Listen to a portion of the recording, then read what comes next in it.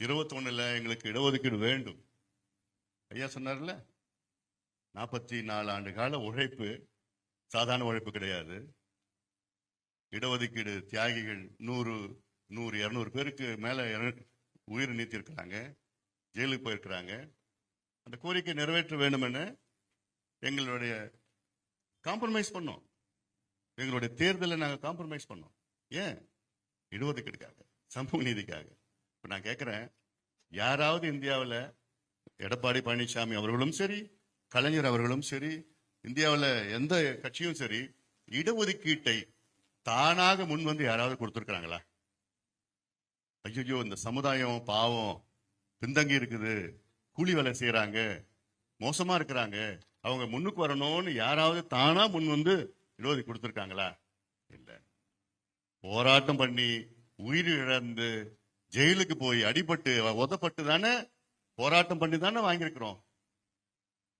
எடப்பாடி பழனிசாமி அவர்களே முன் வந்து நாங்க கொடுக்குறோம் 10% கொடுக்குறோம்னு சொல்லியிருந்தா அவர் கோயில் கட்டி முடியும்.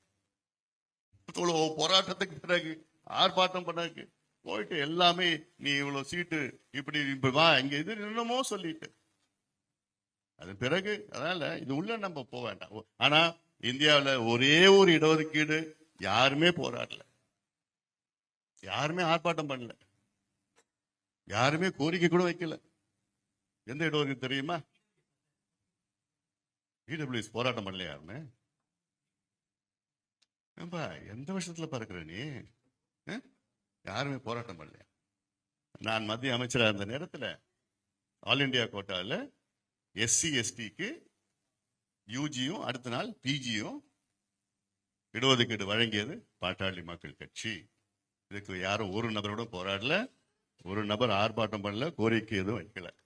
நாங்க தான் கொடுத்தோம். ஏன்னா சமூக நீதி எங்க ரத்தத்தில் இருக்கு, எங்க உணர்வுல இருக்கு. எங்க கொள்கை மட்டும் இல்லை, எங்க சித்தாந்தம் மட்டும் இல்லை, எங்களுக்குள்ள ஊறி இருக்குது.